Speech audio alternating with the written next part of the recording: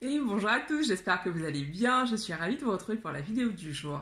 Alors aujourd'hui, j'ai envie de vous parler d'inspiration, plus exactement de comment je fais pour puiser de l'inspiration quotidiennement en fait, parce que finalement, créer du contenu, ça demande régulièrement d'être inspiré. J'en oublie le thème de la vidéo, tiens. Ça demande d'être constamment inspiré. Et en fait, pour ça, qu'est-ce que je fais? Tout simplement, c'est une façon finalement de faire la même chose pour vous, peu importe le domaine dans lequel vous souhaitez avoir plus d'inspiration. En fait, pour la création de contenu, ce que je vais faire, c'est que je vais regarder quelles sont les questions que les gens posent le plus régulièrement, que ce soit lorsque je reçois des courriels, par message, ou également dans des communautés qui sont similaires à la mienne. Quelles sont les questions qui reviennent le plus souvent?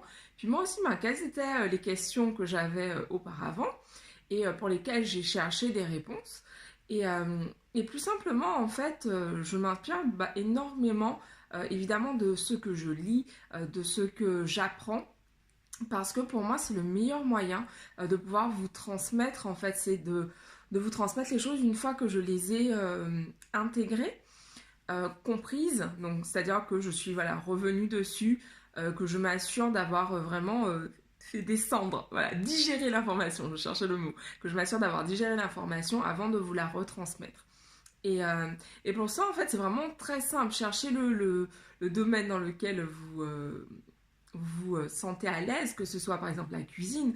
Quelles sont vos sources d'inspiration? Est-ce que par exemple, vous êtes fan des pâtisseries de Michalak, c'est ça son nom, je crois?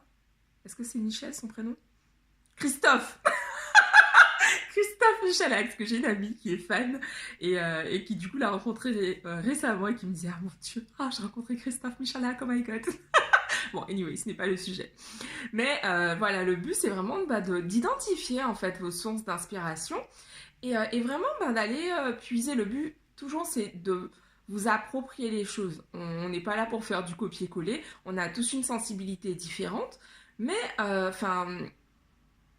comment dire, vous n'allez pas réinventer la roue, vous allez créer une roue, donc une roue ronde, mais elle va avoir un design différent. Par exemple, je sais pas moi, des jantes chromées, des jantes dorées, enfin des jantes avec des plumes, enfin voilà, vous avez saisi un peu l'idée.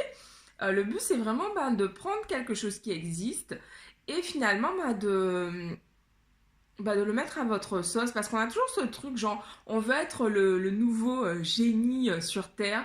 C'est un truc un peu de l'ego finalement. Euh, En fait, on est tout le temps là en train de chercher l'idée du siècle alors que simplement créer quelque chose qui existe déjà, enfin prendre quelque chose qui existe déjà et rajouter notre sensibilité en fait, notre sensibilité peut correspondre à d'autres personnes. Et c'est pour ça, par exemple, dans le domaine du développement personnel, il y a énormément de coachs. Mais après, voilà, les gens qui viennent vers moi, ce ne sont pas ceux qui vont aller vers Pierre, Paul ou Bérangère. Parce que nous sommes des êtres humains et que notre sensibilité est différente.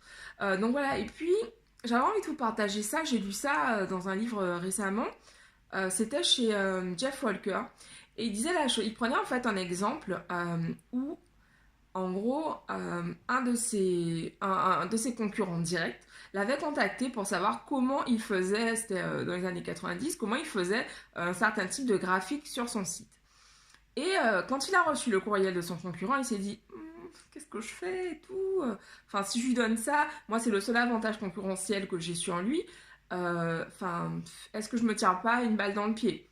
Bon, au final, il s'est dit ok, je vais lui partager ce savoir que j'ai. Il se trouve que ce mec à qui il a partagé ses connaissances, déjà d'une part, évidemment, l'a remercié, mais d'autre part, ce mec, en fait, lui a appris à son tour comment monétiser. À l'époque, il venait de lancer sa liste, il venait de lancer donc son business sur Internet, et ce concurrent, en fait, lui a appris comment monétiser ses contacts, en fait. Ensuite, par la suite, quand son concurrent en a eu assez de ce business, il lui a tout simplement donné toute sa liste de prospects, toute sa liste de clients, afin qu'il puisse leur vendre à son tour ses produits. Donc voilà, c'est important de vraiment voir les personnes qui font le même travail que vous comme des partenaires et non comme des concurrents. C'est fini ça en fait de voir l'autre comme un ennemi. Il y en a pour tout le monde et ça c'est vraiment un truc de mindset de Scarcity, la peur du manque. De croire que l'autre c'est un concurrent qui va me piquer mes clients et qu'il faut pas du tout que je lui partage quoi que ce soit s'il me demande de l'aide. Non, non, surtout pas quoi. Non.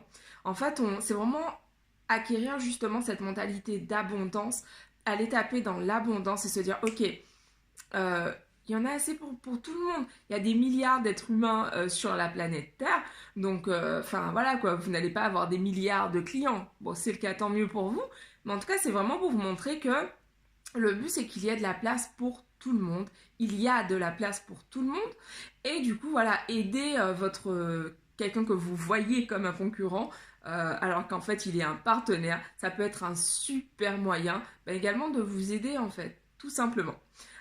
Écoutez, je vous embrasse, je vous dis rendez-vous demain pour la vidéo suivante.